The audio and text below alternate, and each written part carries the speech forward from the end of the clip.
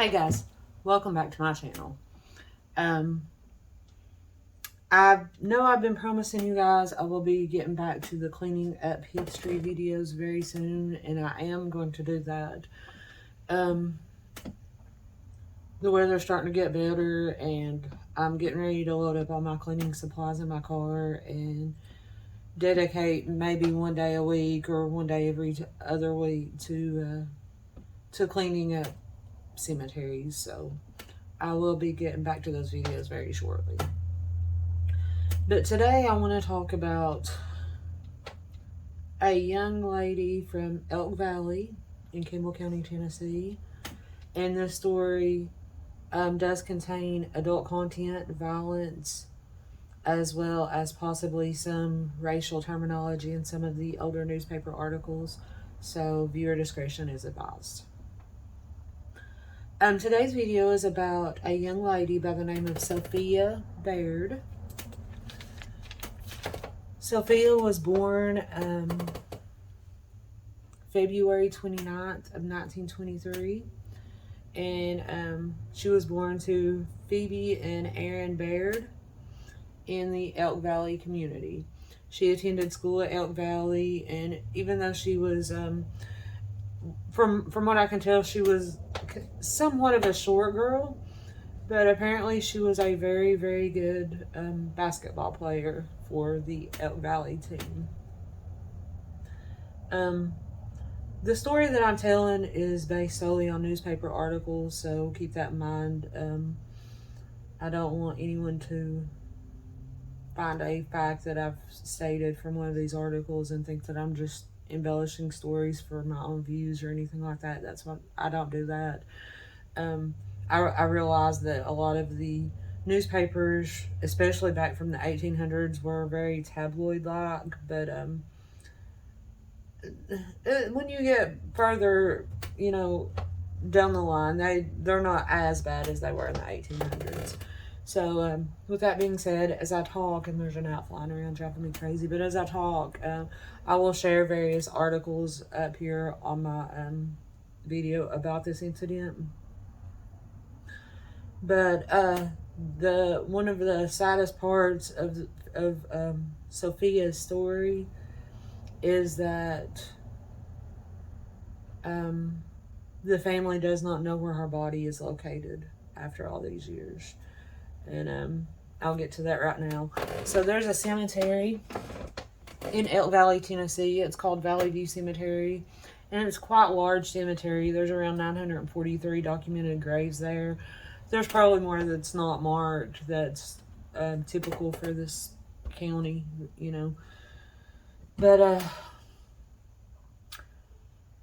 with that being said, there is a memorial in Valley View Cemetery, a headstone with Sophia Baird's name on it. Sophia Baird, February 29th, 1923 to April 25th, 1943. I'm going to talk a little bit about her remains, and then I'll go back to the story about how Sophia was brutally murdered in Cincinnati, Ohio. But Sophia was actually buried in Valley View Cemetery in 1943 after all of the events had took place. I think she was actually buried on May 2nd of 1943 in Valley View Cemetery. She remained there for, quite some time in her grave in the cemetery, obviously. And From what I can gather and piece together from all these newspaper articles, Sophia's death kind of caused the family to separate somewhat. They weren't as close as they normally were. She was, I think one of the articles said she was one of 13 children, so it was a very large family. And they lived in Elk Valley, and basically they just, they were self-sufficient. They grew their own crops and lived off of the land there in Elk Valley. And after the horrible events that happened to Sophia, her family somewhat grew apart, and her mother passed away sometime in the 60s. I'm just going to go off my memory right now, but I'm going to go back and read one of these newspaper articles shortly. But somewhere in the 60s, her mother passed away. And it said that her mother, Phoebe, she passed away in 1964.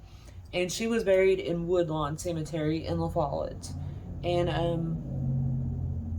I guess after a discussion between the family members, they decided that they were going to relocate Sophie's grave and place her beside her mother in La Follette. And it stated that they just made the decision to do so, and they did pay the funeral home to relocate Sophie's grave. And the funeral home eventually contacted the family and assured them that this had been done. They had moved Sophie's grave, and she was now resting in Woodlawn Cemetery. And several years went on, and May 2nd of 1972, Sophia's father passed away, Aaron. And like I'd said before, apparently the family had somewhat grown apart, and they did not want Aaron to be buried beside Phoebe. So Aaron's wishes were that he wanted the now empty plot in Valley View Cemetery in Elk Valley, where his daughter was once buried and then removed from that grave. He wanted to be buried in his daughter's old grave, if that makes sense. So as he wished, the crew come up to start digging the grave for Aaron for his burial. And while doing so, they hit a coffin, and it burst open. And it scared these boys that were digging the grave so bad that they just completely left. They ran off and left. It said that it was the body of Sophie. And they know this because from all the limestone deposits and the moist ground, Sophie's body had become petrified. It had turned to solid stone, and the ones that viewed her grave, and there was people filtering in and out after this happened. The grave diggers went and told people what had happened. And it was stated that Sophie's face was completely preserved, and her blonde hair was completely the same as it was 30-something years prior when they had buried her. It was said that someone came and stole some of the hair off of her, but to encase it inside plastic because they believed that it contained some sort of magical powers. People were just in and out of the graveyard that day just to view this petrified body. By the time the family was notified and came to the gravesite, I think it was overnight. I think the next day was when the family came. And like I said, I'll go back and read this article that'll clarify some of the details that I don't remember 100%. But by the time the family got there, Sophie's body had been removed. There was no more body in this grave. to this day, the family don't know what happened to Sophie's body. And it's one of the theories is that it goes back to her murder, and the people that were trying to cover up her murder had came and stole her body. My personal opinion, even though this was in the 70s, there was a high demand for oddities such as a petrified body that could be sold to museums, and people can make great profits off of this. So my theory is that's what may have happened to poor Sophie's body. But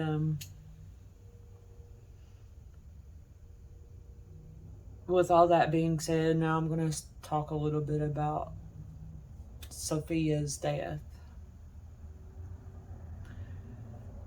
Sophia, when she was around 19 years old, she had decided that she had had enough of the small town farm life, and she wanted to live a different life for herself, and she wanted to go to a big city.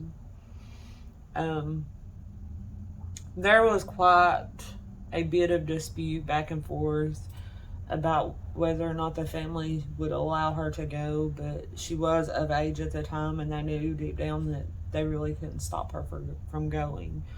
But to assure them that she would be safe, one of her lifelong best friends from the same area was going with her.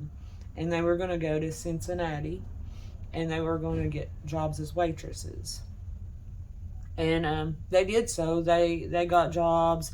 They were living in one motel that was a little on the bad side. They said it was infested with bugs and things like that. So eventually they were able to move to a better location. And this was the Biltmore Motel. And this was a much nicer motel according to all the descriptions. But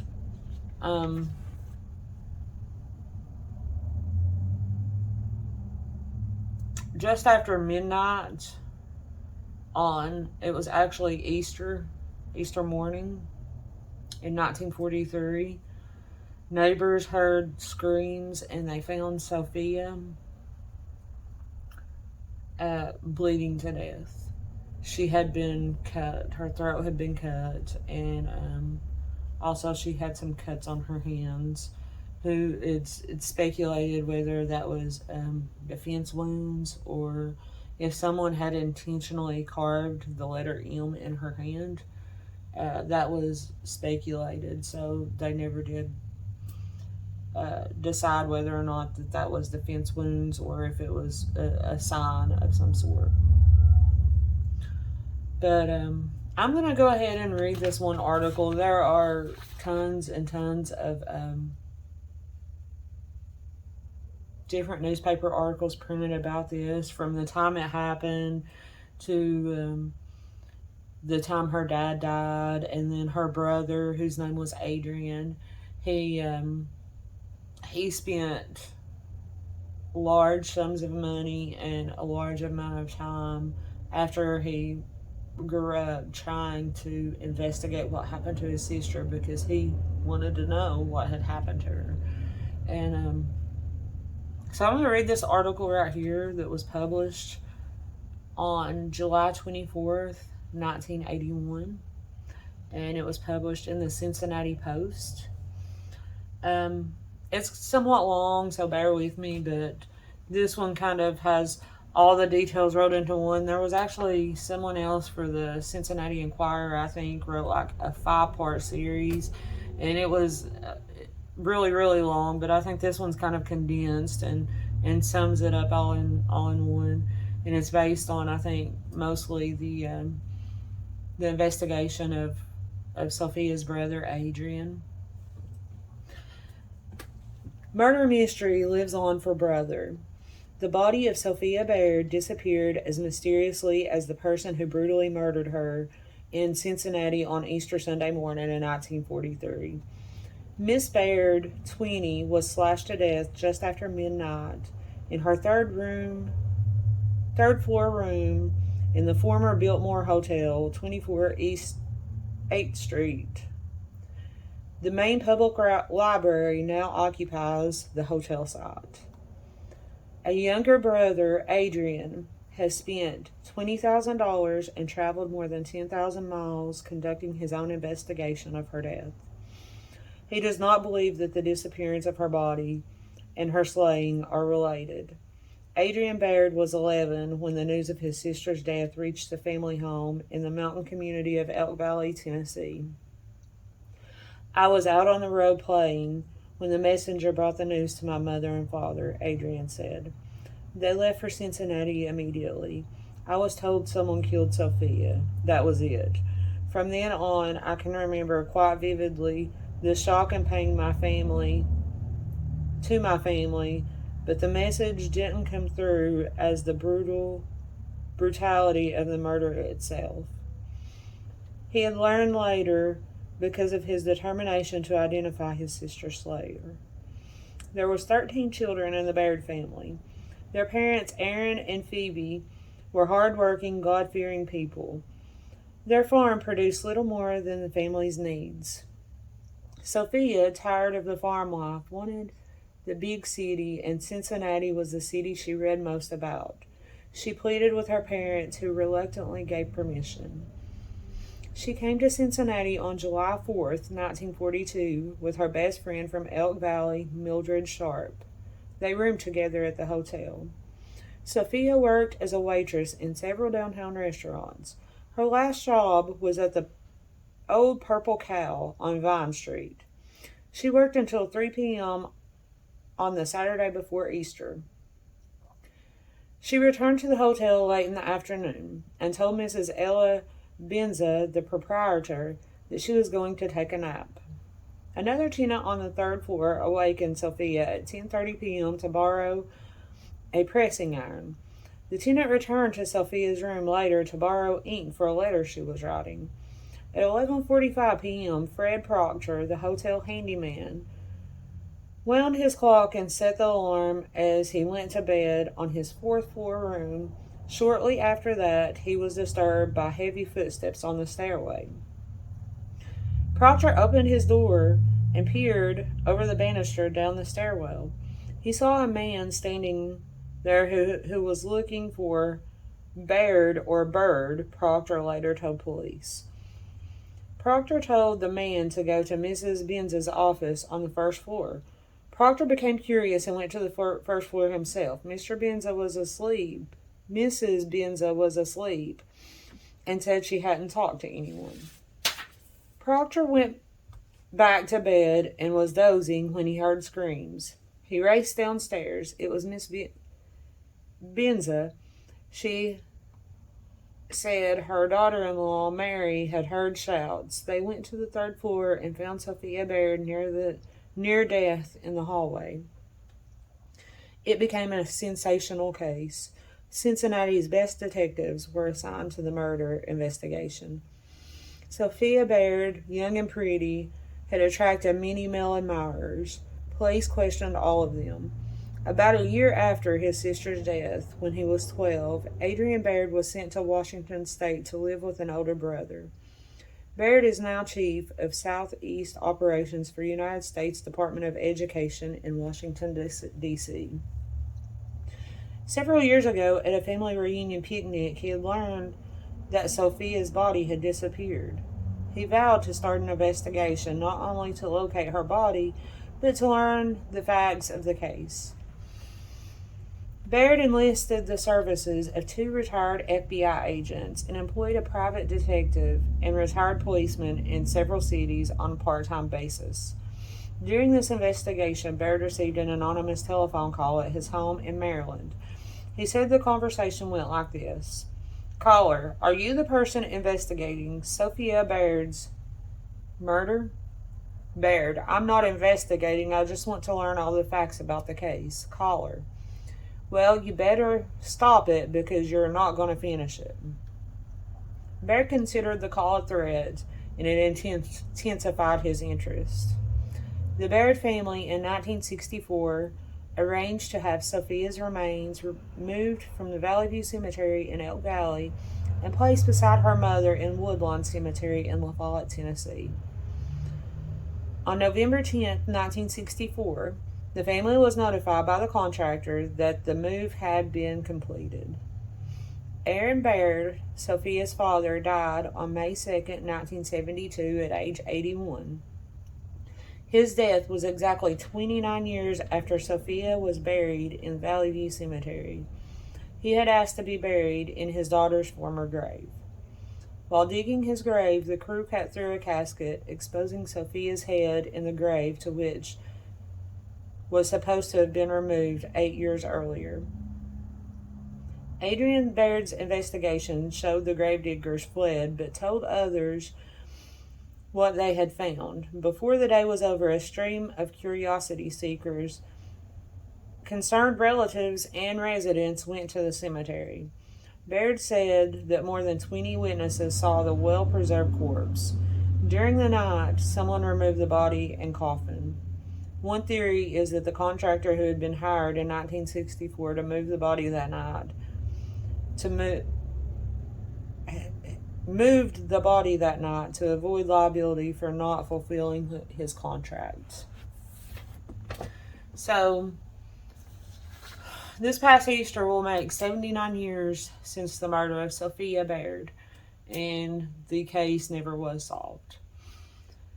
And unfortunately, now the body of Sophia has also disappeared, and the family does not know where her remains are located as of now.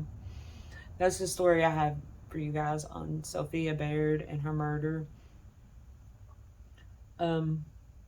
As always, if you like the content of my channel, please hit the subscribe button down below. And if you hit the little bell button, you'll be notified anytime I upload any new videos. Thank you guys for watching, and I will see you next time.